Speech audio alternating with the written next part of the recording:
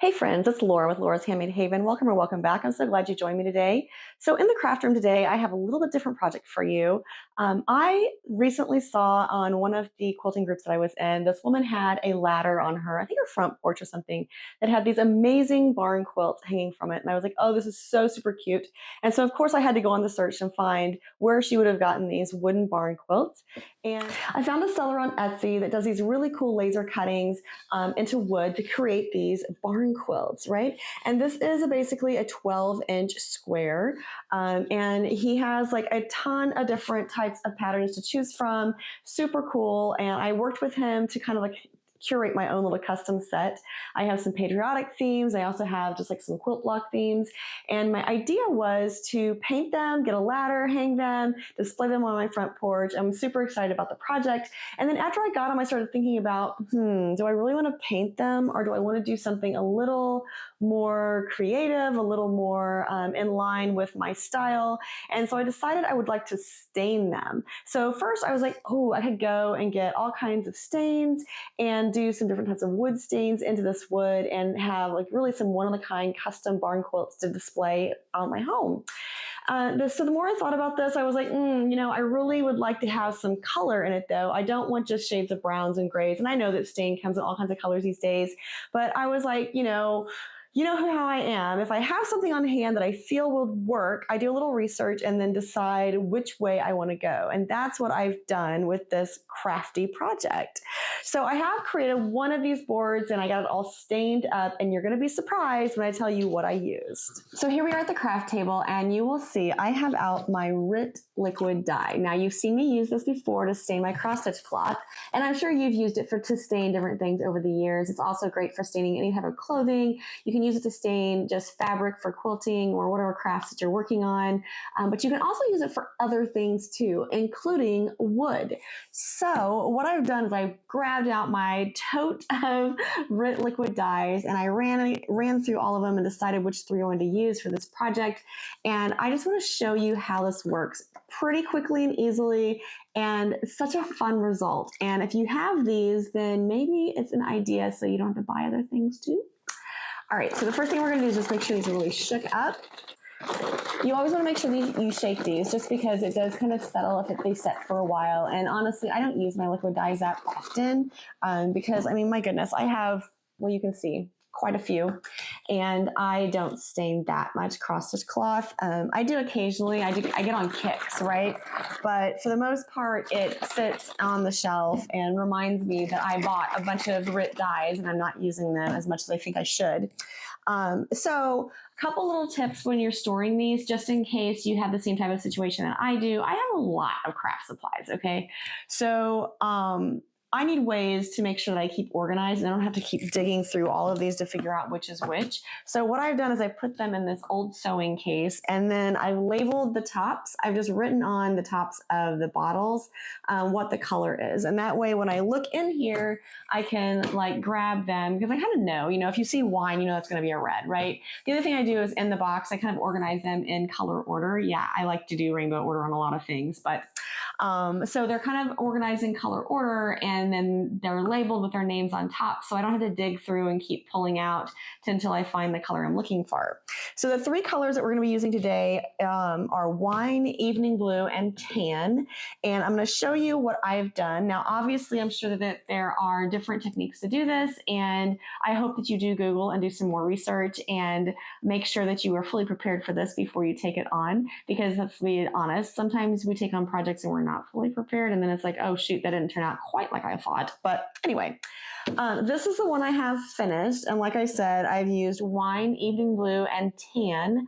I just wanted this to look a little rustic and a little weathered, I guess. Now, this is not sealed yet. Before I display this outside, I'm definitely going to be spraying this with the polyurethane, and that'll give it a nice little sheen. You can get polyurethanes in different finishes, so you can definitely get that high sheen, or you can also get like a satin or like an eggshell type look, so it's a little flatter. So just kind of think about that, and make the decision based on your style and your needs. So all I'm going to do is I'm going to pour a little bit of this liquid dye into some cups, And then we are going to start working on my second barn quilt board. Okay, so the other supplies that I would recommend you getting are some foam brushes and just some cups, okay? And since I know that I have several of these boards to do, and I'm probably not gonna do them all at the same time, what I did was whatever color I used that foam brush for, I went ahead and stained the handle a little bit.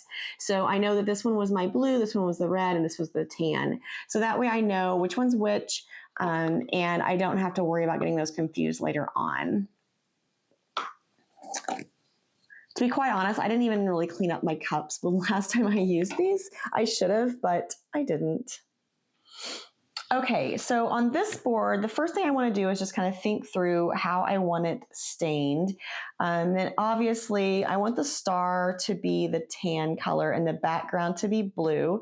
You may notice on this one, I did the opposite on it. And yeah, I know this should have been blue. This should have been the tan. But honestly, I have two of these because there was a mistake with my order. So I don't know if I'll actually use this one or not, but it's okay. It's fine. Now with this board, what I'm going to do is I'm going to start with the blue because it's the only place I'll use blue is in the background of the star. So I'll just go ahead and get that done. I have these little, I think they're Ziploc or Glad brand little cups, and they're actually the perfect size. Unfortunately, I only had two of them, but that's okay. You know, you do what you do, right? You deal with what you have.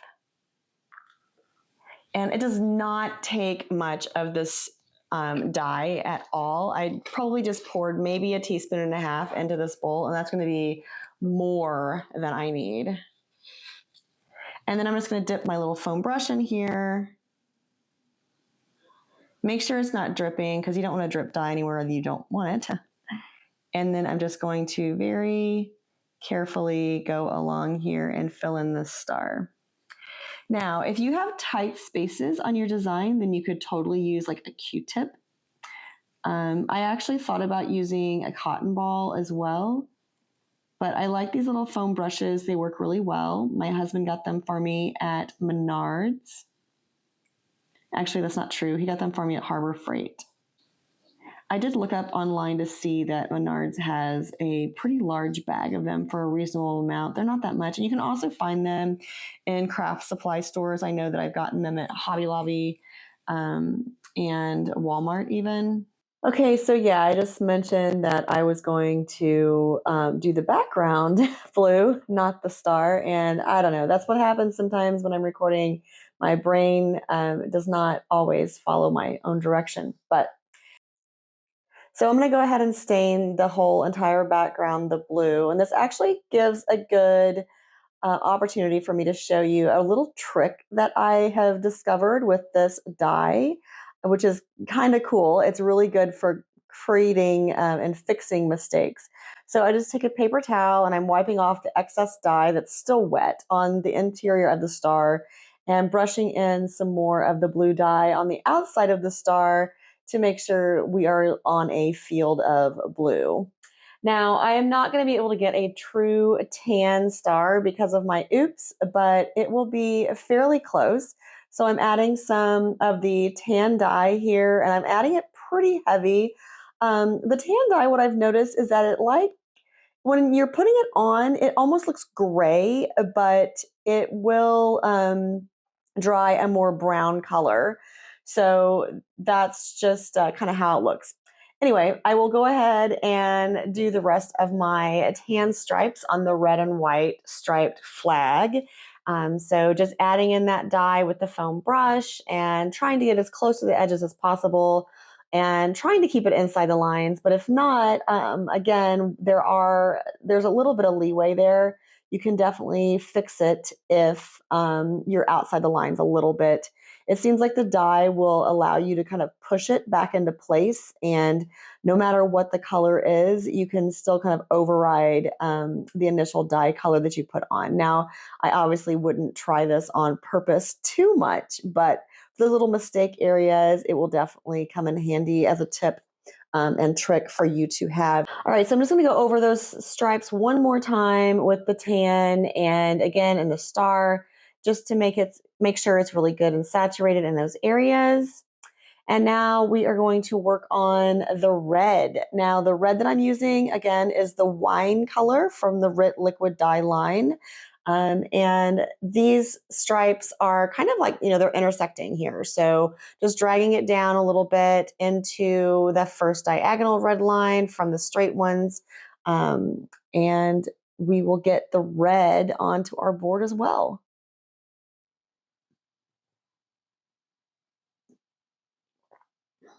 The foam brushes are really nice. I like how they hold the dye.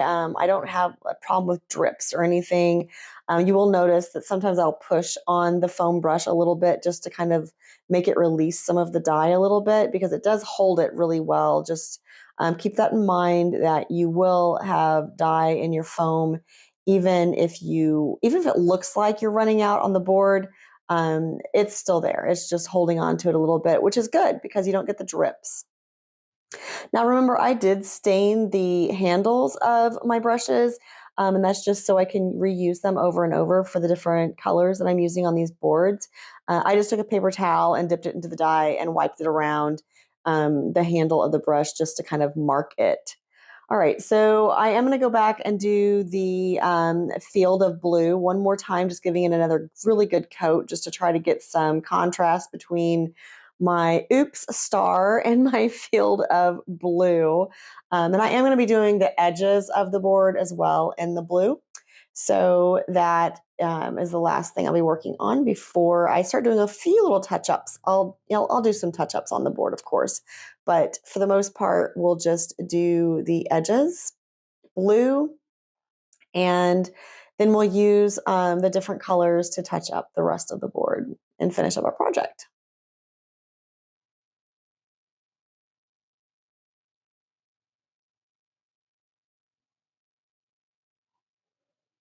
All right, so now I'm going to go back with the tan. I got a little bit on the board, so I am just kind of, fixing my oopses. And don't worry that my dye isn't perfectly even at this point, because I am going to show you how to get the excess dye off your board. So I'm not too worried about any pooling or puddling or just inconsistencies in the dye. What I wanted to point out was that you can fix small mistakes with these with this RIT dye. Basically, if you have any bleeding into a section, you can take the color that it's supposed to be and kind of touch it up. In fact, I see one more here I need to fix.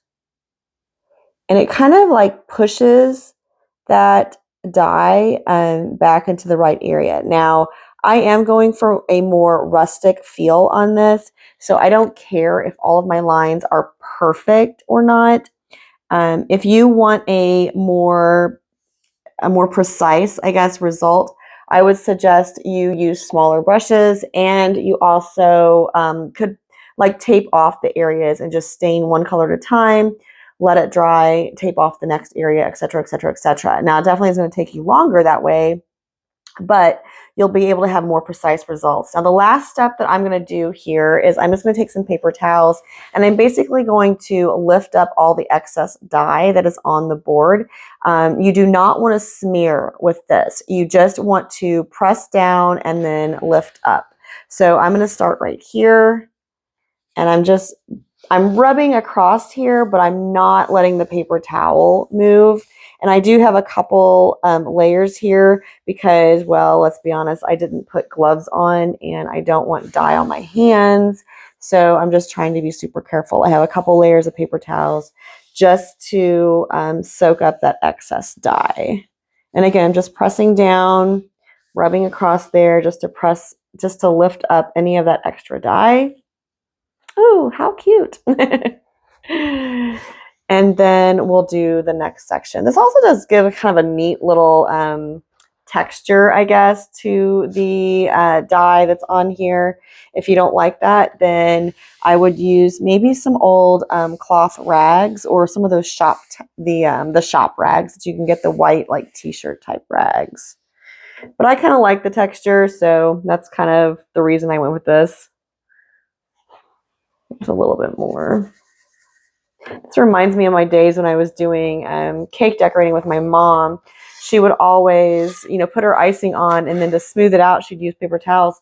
And I always thought it was so cool when you used paper towels that had a texture or a design on them, because then that design would press into your frosting on the cake and it looked like you spent so much time making this super cool looking frosting for your cake, but really you were just using paper towels. All right, and that one's spent, so actually I can just do this.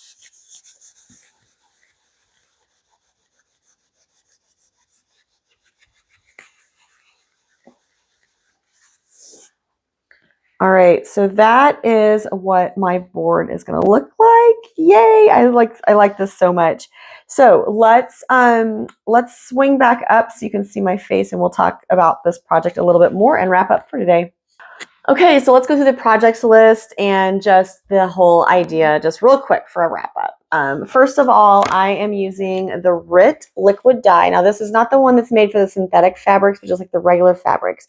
They come in a plethora of colors. I got mine at Hobby Lobby. You can get them at Walmart. You can also get them on Amazon and several places online. And I'm sure craft and hobby stores across the US and Canada and the world carry them as well.